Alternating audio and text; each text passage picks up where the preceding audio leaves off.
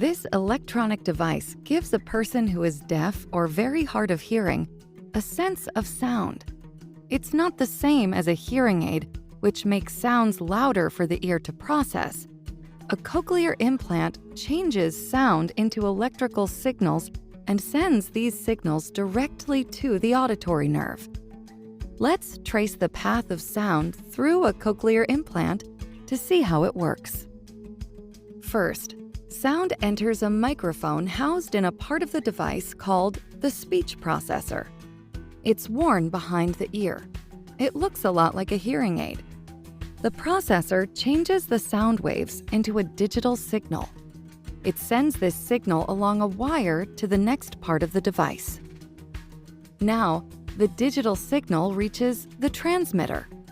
This puck-shaped part is worn on the side of the head. It's held in place by a magnet.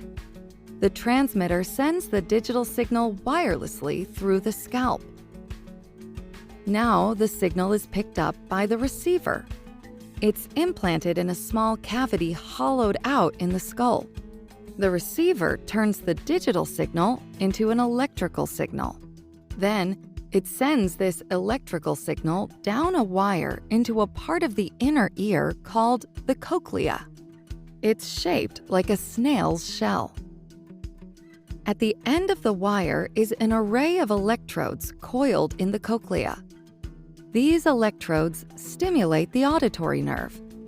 The brain interprets these signals as sound. It doesn't sound exactly like what people with working ears hear. Sounds that come through a cochlear implant are more tinny and robotic. But a cochlear implant allows a person to hear and understand speech and other sounds.